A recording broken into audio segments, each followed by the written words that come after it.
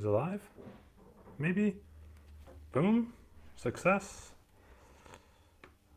14 watching. Sweet. I think it's working. There we go. It said 7 minutes, so I wasn't quite sure if it was actually working or not, but sounds like we're good to go. Hopefully you can hear me. Let me know if you can't hear me in the chat doohickey right there. Just going to tweet out a quick link so folks know that it's going on. But I figured I'd do a bit of like a Friday Night Live chat thing.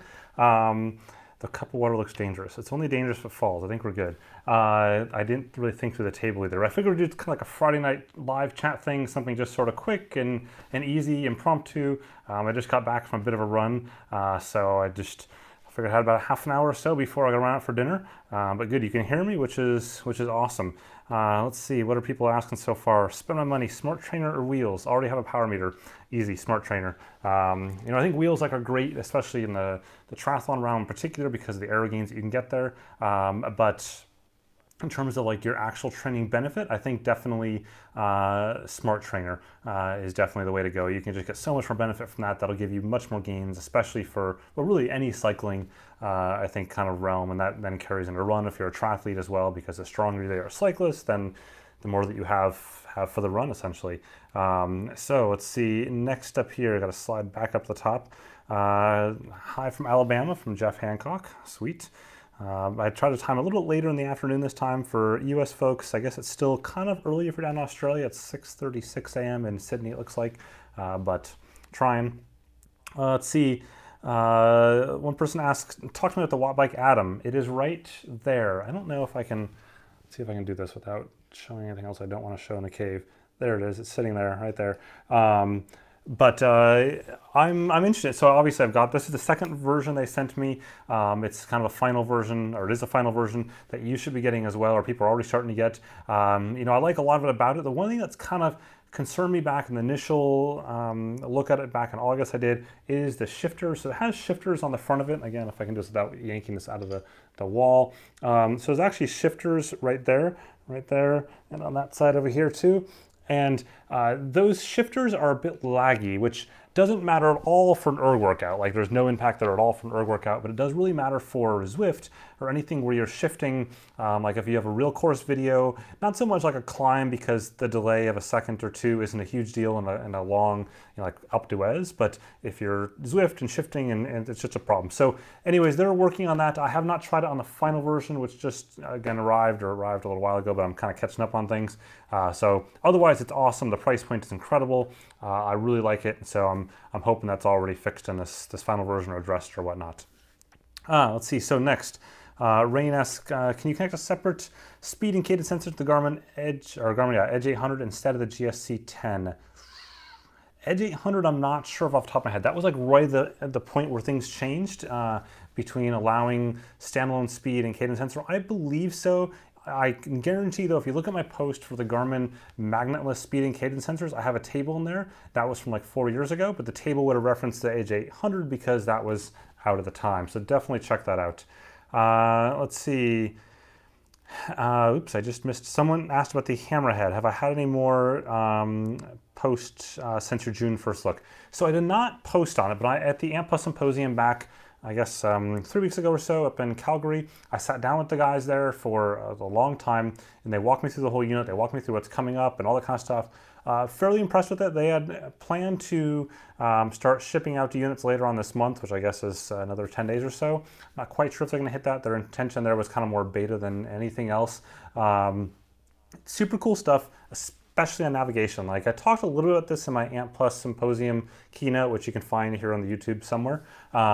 But I think the navigation is awesome. Where I think folks might be a little bit disappointed is sort of the other aspects. So things like, interval training and structural workouts, all that kind of stuff isn't going to really be there at launch. And so you're going to have to kind of tape your expectations. Navigation, totally cool, but everything else, so. Unfortunately, we ran out of time that night to take pictures. It was the very last night of the summit or whatever, and by time we had planned to take pictures, and then things got out of hand anyways. So I did not have a chance to get pictures, so I don't have that. I might still write something up, but my thinking is right now, if I'm gonna have a unit in the next 10 days anyways, I'll just wait until I have one so I can do it my usual kind of way. Let's see, so scrolling on down, wow, there's so many questions. Tom Hunt asks, I just bought the Fuji G5. What are second settings you recommend for doing a run on the Hero 5? Just pump up the frame rate. So I would go with like a 1080p 60 on the Hero 5 probably is best, or 2.7K linear or wide depending what you want at 60 frames per second. So you want those frames per second when you're running to be able to capture as much as possible. And then you sort of play around with the point of view that makes the most sense. Let's see. Scrolling on, I gotta catch up a little bit. I'm way behind. Jens asks, the best action camera for cycling only. GoPro Hero 6, money-wise is a no-go.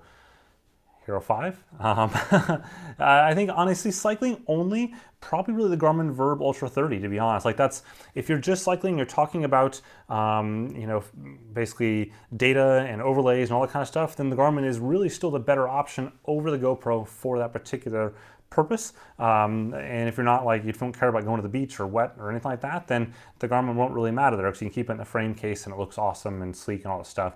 Where I prefer the GoPro for most scenarios is being able to get it wet. Like I took it out tonight running and my hands were all over it, which isn't really a problem with the Garmin either. I do it all the time as well, but no problem with water or anything like that, which is kind of nice on the GoPro side. Ray asks, Tax or Zwift software for the Neo? Zwift. To be fair, Tax software actually has some cool stuff, but I think the future of smart trainer software is not with the manufacturers themselves. I think they even would admit the same thing as well. Tax is probably the leader in that realm though for companies doing their own thing. But I think, I mean, honestly, try out all the software platforms out there. Check out my guide from last winter about this time. I did one in November of like 20-something apps. So look at those. Keep in mind it's a year old, so some things aren't yet included in that. You'll expect a new guide here probably in 3 or so weeks. I usually time it for mid-November once I get through all my other kind of big posts. So Israel asked, did you upload the 4DP test to Exert? Wondering how the MPA curve looks. So it's funny, I actually just did that before I went for my run. I uploaded it briefly. I didn't have a chance though yet to cross-reference the two to see how they look, but it's something that it was on my list to do. On the other post, I just ran out of time for it. I can tell you though, looking at the FTP numbers, they were slightly different. So Exert, I don't think I have it up here anymore, but Exert had me at 293 watts. And this is from the same data file, so I use the same data file from both. Exert had me at 293 watts on that particular one, whereas I believe Sufferfest was at 283 or 279, something like that. So a little bit different there. You know, in that case, Sufferfest was just taking that from the 20-minute power, whereas Exert was looking at all the different pieces. So it's not really same. Still, they're very similar, which is kind of cool. So My Ty asks, do you use any of the 360 cameras? I do. Right now I use the Garmin Verb 360. That's probably the best one out there today for the money. I think we'll see what happens with GoPro's Fusion. In fact, I just got an email like a minute before we started here on the timing of that and getting a review and all that kind of stuff from them. So that's looking like more of November, which is kind of what we thought.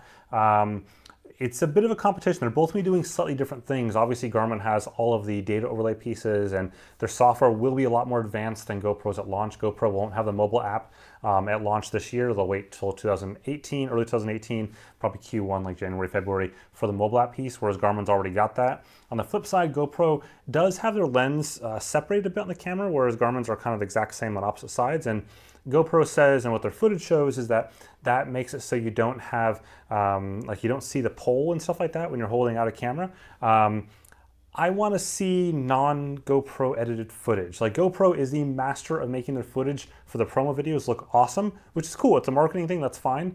But at the same time, what you see in those edits, like they're what they call their highlight reel for the year or the launch videos, isn't what you normally would get out of a camera. Like those are incredibly heavily edited videos, awesomely edited videos, but the same thing applies to 360 camera. I want somebody to give me like raw footage from a Fusion right now, and I want to see what that looks like. Until I do, kind of like anything else, I'm skeptical. Let's see, Alex asks, mountain bike spend money on a power meter? I think so. I'm not a mountain biker. Like I'm not a good mountain biker anyways. I don't have a mountain bike in my cave here in my stable. I don't have really good mountain biking around me. I live in the city. If I lived somewhere that had great hills, I would definitely be a mountain biker. So I know using power for mountain biking is a bit more tricky because of the kind of the fast action in terms of stops and starts from a pedaling standpoint. So I'm not really great with understanding power on mountain biking. Let's see. Stanley asks, Garmin 735 XT or Garmin Vivo Active 3? Depends on what you're looking for. So I've got the Vivo Active 3 here. Just been comparing it to the Apple Watch, which is why I'm kind of still wearing it after the review. And then 735 is definitely a more well-rounded watch. So if you're looking for like triathlons, then go 735. Whereas like if you're looking at hiking and stuff, it's trickier because the 735 does not have a barometric altimeter, and my experience is it really sucks in the mountains from an elevation data standpoint, though most of it's corrected online anyways. This does have a barometric altimeter. The elevation data does look nice in the mountains, so you gotta kind of decide what you're looking for. John asked, Garmin Power Update or Stride? That's a tricky one, and in fact there's more. I ran with a whole bunch of running power meters tonight. That was really the entire purpose of my run. I spent 2 hours trying to get all these units like ready to go, and I still screwed up, which is sort of the story of testing gadgets. Like no matter how hard you try, things don't always work as well as you want them to.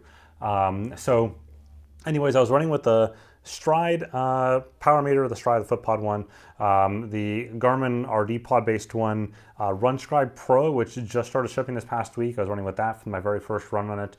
And then the Aeris, I always pronounce it wrong, their footbed, their insole based ones. And so kind of comparing everything across the board there. I don't know, like it depends on what you're looking for. I think, you know, Garmin is going to give you more straight power versus RunScribe and Stride are going to give you a lot more metrics beyond that.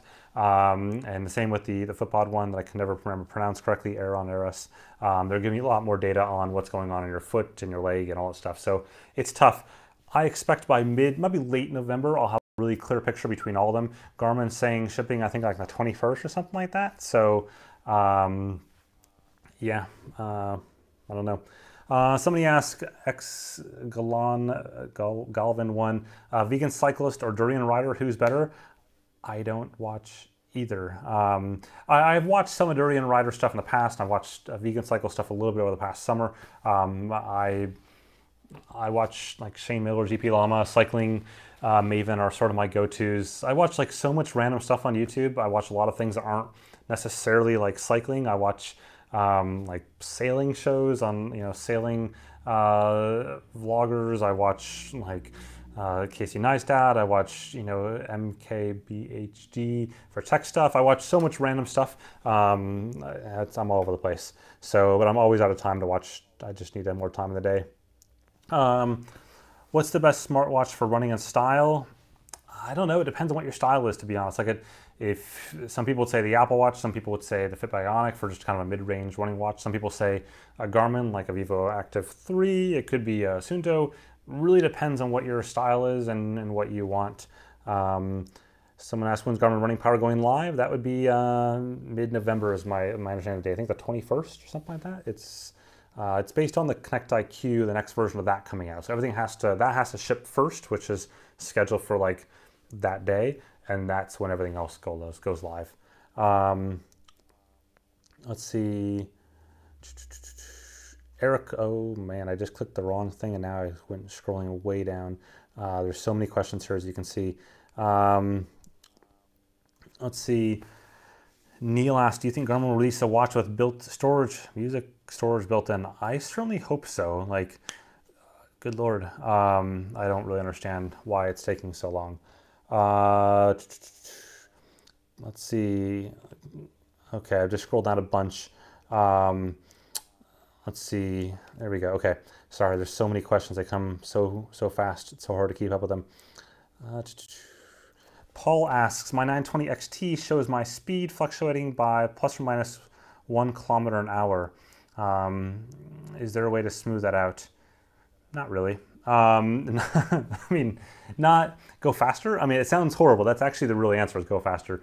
So the faster you go, the smoother your data is generally going to be. I'm assuming because you're talking kilometers an hour, you're talking cycling. Another way, if you're talking cycling, would be use a speed sensor. That would definitely smooth it out. That would kind of make things look a lot cleaner when you're on the head unit as well as afterwards. If you're talking running, you could use a foot pod. All these things, by the way, why I said not really, so all these things require extra money. So that's kind of why. Ryan D asks, do you think the Forerunner 935 is as durable as a Phoenix 5? I do, actually I do. So that's what I use. well, I had it on this morning or this afternoon, this evening for my run. It's what I generally use when I'm not testing anything else, is a 935, because I like the lightness of it. I'm not really a heavy watch time person, so I just like a light watch, and that's a light watch for me. It's also technically a better watch from the standpoint the ANT Plus issues of dropouts for third-party sensors like Stride and other power meters. That doesn't happen on the 935. It's a simple fact. And so it does happen on the Phoenix 5 and 5S, not the 5X. So that's kind of why I beat the crap out of my watches. Like, I treat them like crap. I throw them all over the place and everything. And I have no issues with my 935. It's great. Let's see. Charles asked my 10K time trial time. I don't know if you're asking for running or cycling. Sounds like cycling terminology. I've actually never done a straight 10K cycling TT. I've done triathlons, but the shortest I think in the triathlon I would have done would have been 20K for a typical sprint. If you're talking running, my 10K, my best 10K I think is a 36:45, something like that, 37, somewhere in there. So that's my, but even then, like when I did my fastest 10K standalone time, it was in a 10K race, but it was not on my calendar as a race. It was actually just a training weekend in between other races in an Ironman. So I've never like trained for just a straight 10K, like said, boom, this is my 10K, I'm gonna rock it. Actually has never happened. Let's see, so scrolling through more questions, so many questions. Sheridan asks, Wahoo Bolt versus 520. Do you have any changes to your thoughts after your comparison review? No real changes there. I mean, the Sense and the Bolt got, what do you call it, FEC control, which, you know, obviously helps a little bit. But I think the post more or less stands. There's been some minor tweaks since then, but I think it's kind of, it really depends on what you're looking for. That's sort of my, the short version of that very, very long post. And so I guess the shorter version of the question is, has anything changed? No. Ben Mill asks, is the podcast dead? I've been missing it. Is the podcast dead? I've been missing it. I don't know if it's dead. And I don't like, a lot of people have asked this and it's really hard to like respond back in a tweet as to what the answer is here. The problem is that Ben and I are both incredibly busy and perfectionists at the same time. And we live 7 hours apart on time zone. So where the challenge there is that I'm 7 hours ahead of Ben, and Ben travels a lot for work. And so when he's traveling, he doesn't have access to studio in the same way that I am a like perfectionist when it comes to photos that you see on the review, and I spend way too much time like making sure the lighting's right and all that kind of stuff for photos. And I won't publish a review because I don't want to take a photo at night or down here in the cave. I'll wait until the next morning to get the photo in outdoor light. Ben's kind of the same way with audio quality on podcasts, where he doesn't want to do it for when he's traveling, like with just Skype or something like that. And I totally get that because the audio usually does sound like crap. So we're both like perfectionists our own way. As a result, our schedules just never, we really suck at scheduling, and being in the wrong time zone hurts a lot. So I don't know what the solution is there, to be honest. We've got some ideas. I don't know. I don't think it's dead forever. I don't know what the answer is. I truly don't. It's just, that's the answer as of today. The really long answer.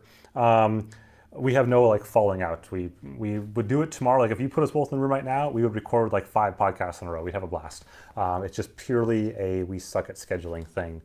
Let's see. Sergio asked, how reliable Garmin VO2 Max on the Edge 1030 unit? I think it's honestly just as reliable as the other ones. By the way, Ray asks, I'm nervous with a glass of water. Don't worry. It's the pessimist mug. Nothing's going to go wrong. So it's the, how reliable is the VO2 Max on the Edge 1030? It's the same as all the other Garmins. It's all based on first beat stuff. It's not bad. Like in my experience and looking at the data, it's pretty close to, it's not mineral water, by the way, someone asked, it's just simple, straight Parisian tap water. Parisians, by the way, are really proud of their tap water. It's incredibly high quality. You can get bottles at the Marie, at the city hall there. The Marie, basically to like have the Paris, your neighborhood that it's on it from the bottled water. So you can just get the bottle, the glass bottle, and you can put the water in. Anyways, someone just asked about that. Back to the 1030. VO2 Max, it's not bad. I don't think it's perfect, but I think it's pretty darn close. Like the science behind it is all done by First Beat Analytics, a company based out of Finland. They've been doing this stuff for a long, long time. And the numbers that I see from that based on VO2 Max tests are pretty similar. So I think it's not bad. Let's see. Someone asked about Vector 3, any major problems during testing? Nope, it's getting better and better. I don't have like final unit. They're sending me over one. They just sent me note on that yesterday. I have like an almost final unit with what is I think almost final or final software. Really not having any issues. I had one little issue on last week, but they think that the final unit will resolve that because the batteries in my almost final unit are actually electrical taped together behind. Long story. Nonetheless, I'm really excited with what I see there. I think it's really, really solid from overall what I'm seeing. So I suspect that'll be like sort of one of the real contenders out there for pedal-based power meters. Let's see. Best low-cost power meter?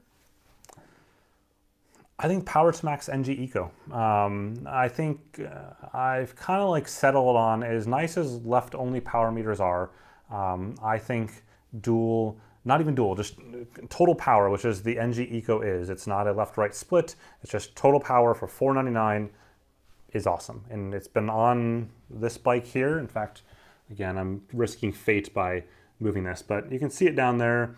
It's right down there. It's on the Neo. I know it's kind of tough to see. There we go, down there. I've been testing it with the Vector 3. I wrote the review up in, I don't know, late August, something like that. And just September was a blur, so I haven't had a chance to take it off and shoot it back to them. So it's on there for now until I have like a Boxing Day, which is the inverse of Unboxing Day. It's when I take all the stuff and I unbox or I rebox it and ship it back to companies, and that is going to happen probably next week for a bunch of things that came in over the summer. Anyways, its accuracy is awesome. So yeah. Richard Whitworth asks, how much truth is there in the rumors that Garmin would want to recall the Phoenix 5? No truth whatsoever. I'll be honest, there's not a chance in hell of that happening. I do think, though, that they need to sort something out eventually for the Amp Plus issues, whether that's like a minor hardware change and allowing people to swap that out or something. I think, you know, for people that impacts, which is not everyone, it's not even close to everyone, it's probably like 2% is my guess of people out there. But I think they should figure out something for those people at some point in time. And I don't know when that is or how that is. It's clearly a hardware issue, and it's clearly something that they admit it's a hardware issue, and they simply can't get from point A to point B with what they have today. And there's a lot of reasons for that, but I don't think they're not going to do an issue recall, but I think they certainly should figure something out for people that does impact, that are having issues with that. Let's see. James asks, have you got your hands on the new 4i Podium yet? I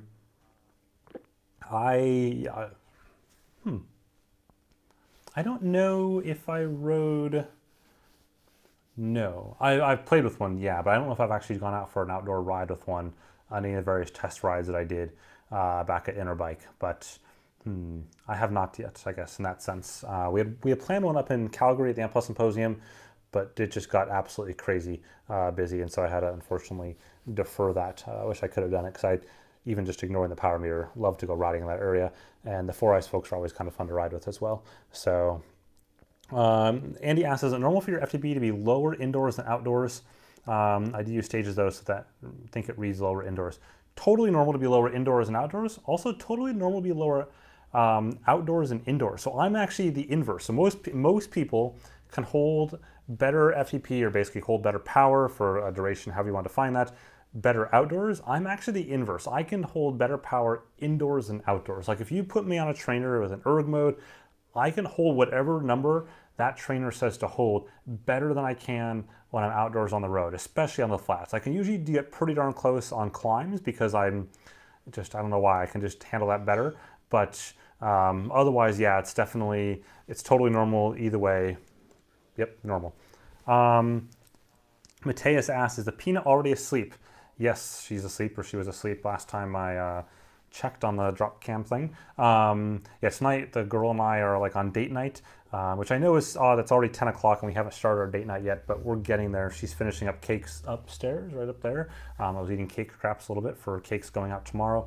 And so she's doing that, and I think she'll be done here in like 5 minutes, so it's probably like the 5-minute warning. And then we're gonna go out to dinner and enjoy the night. So we got a babysitter for tonight. In fact, I hear her upstairs coming down the stairs here momentarily. So let's see.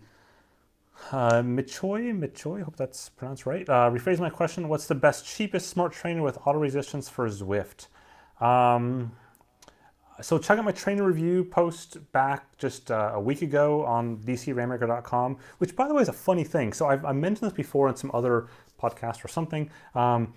There is a lot of people on YouTube, so I realize I'm talking to people on YouTube, that don't realize I actually have a dedicated site, dcrainmaker.com, where the majority, like 98% of my content actually ends up. Only a small fraction ends up here on YouTube. And inverse is also true. There's also a lot of people that don't, read the site, don't realize I have a YouTube channel. It's always been kind of funny to me. So if you don't know that, now you do. So check out the post I wrote last week, super detailed on mid-range trainers. Check out the mid-range trainer posts, see what those options are there. A lot of great options, essentially looking at the Cyclops, Magnus, the Kicker Snap, and the Elite Rampa, and one other I can't forget at the moment, are kind of the ones to look at there in that mid-range territory. And that also answers Colin's question as well. Paul asked, is Paris like Madrid? Madrid restaurants didn't open until 10 p.m. when I was living there. It's not as severe as that, if that makes sense. So obviously in Spain, you tend to eat much later and restaurants don't even open up till later. Here, they don't open up in general till 7. That's the earliest you're gonna get a reservation at any Parisian restaurant. Like things that are aimed towards tourists open up earlier, but like a legit Parisian restaurant, 7's kind of earliest. Last seating for dinner tends to be 10:15 to 10:30. We're going to a place, just a simple ramen place. It costs like 11, 12 bucks for like 3 courses. It's awesome. It's our favorite place for like cheap eats in Paris. And they last call is 11, so I've got 59 minutes to get there. But actually it's 10:45 because Parisians, when they say the closing time, it means 15 minutes beforehand. So again, I got to finish up here in just a second. Let's see. Ooh, lots of questions. When can we expect the Atom review? My order is still up for cancellation pending your approval. Probably about 2 weeks. So it just came in last week, the final unit. So I got to run through it. That's my plan for the next 2 weeks, is basically just Atom only stuff. Are you blogging and YouTube? Mark asked, are you blogging and YouTube your full-time occupation now? Yep. So 2 years as of like this week, actually. It's just crazy. It does not at all seem like 2 years I've been doing this. But yeah, I do this full-time. I'm essentially like a professional athlete. I got to swim, bike, and run as my job, except I'm just not very fast at it, which is kind of fun. Let's see, Davo says, love your honesty if a product is good or bad and in-depth testing. Appreciate it. Thanks. And he says, recognize my site to most people. Awesome. Thank you so much. I try to like just say it like it is and call it like it is. Zach asked, any hope for improved GPS accuracy on the Apple Watch? Yeah, I think what I'm seeing is it's generally good, but the handoff for the first like minute or 3 is messy. The way the phone hands off GPS to the watch when you're in range, like when I left here, is weird, and it's not good. If you're nearby your phone, then don't take your phone on the run. So that's kind of weird, but after that, it's generally pretty solid. Mark asked, when's Garmin coming out with a new Verb Ultra 30? I don't know, but I don't think soon. I would say the absolute earliest would be next spring at the earliest, as my guess. I think they want to kind of see what's going on with the GoPro Hero 6, obviously, which is now out. But I think they're really focused on the Verb Ultra or Verb 360, the 360 cam. They've got a bit of a lead technologically on GoPro, as well as sales, every possible category. And so I think they want to kind of run with that and see what happens in that particular realm. Let's see. What do you think of the Garmin Vivo Move HR? I'm going to review it. I think it's pretty crappy. There you go. I posted on it first week of September, second week of September, something like that. Concept's cool, except you can't use it outdoors because it can't see it in sunlight. Like literally, you can't see it in sunlight. Garmin agrees with that. They're like, yep, that's a limitation of the watch. So yeah, that's my opinion there. Which is too bad because I loved the idea of the watch. I think it's a brilliant watch beyond that point. But if you can't use it outdoors, it's kind of last question, Samsung Gear Sport review coming. Yes, I'm waiting to get a unit, which I'll probably have to wait just like everyone else until they start shipping next weekish. And then I will pedal across the city to the Samsung store near Concord and buy a unit and come back and start using it. So that's my plan. Any thoughts on adding cold tests on gadgets, watches, and drones? So this is funny, and I'll keep doing this until I get yelled at to go. I want to build like a chamber big enough to put a bike and a trainer in and to have environmental controls. And I can't do that in this space, so it's definitely not going to be in a DCR cave Gen 1 here, but in Gen 2, V2 DCR cave, I'm really kind of aiming to do that. Basically make a chamber big enough to put a bike in there that I can control the temperature from freezing, like below freezing, like 10 degrees below freezing, to like 90-ish degrees Fahrenheit or like 30 something degrees Celsius. And that's kind of what I want to test a lot of things in there, whether it be power meters or other gadgets, all sorts of stuff. That's my hope there. And then Carl asks, what's your favorite trainer app right now? Trainer Road, Zwift, Exert. I'm all over the map. Like I a lot of times will veg out on Zwift. If I just want to do like 40-ish minutes of just, if I'm not like super motivated, if I'm not like, I don't really want to get on the bike, but I want to get on the bike because I need to get on the bike, I'll get on Zwift, and I find that I can generally blow through 40 to 50 minutes on a weekday, no problem. If I'm like motivated, like boom, I want to go and just do a workout, then I'm gonna use Trainer Road. I did have a lot of fun doing the Sufferfest one though, back, whatever that was, like 2 days ago. The FTP, not FTP test, the 40p test. I actually had kind of a lot of fun in that, more than I probably should have for doing a really painful test. So I think I liked the synchronization of videos more. I haven't really played with their stuff a ton, just sort of like this time of year each year when I write my whole review. So that's sort of my deal, my thought, I guess, on trainer apps. So with that, I hear that the dishes are clanging around, which means it's definitely time to go upstairs. So we can go out to dinner and go. Thanks for joining in. I'll try to make this more frequent. I think this is kind of a super easy way to do it. Just a quick Friday night sort of thing. Good stuff. Again, thanks for joining in. Don't forget to check out the site. And if you thought this was fun, thought this was useful, whack that like button down below and also drop a comment, whatever else. I really appreciate it. Have a good one.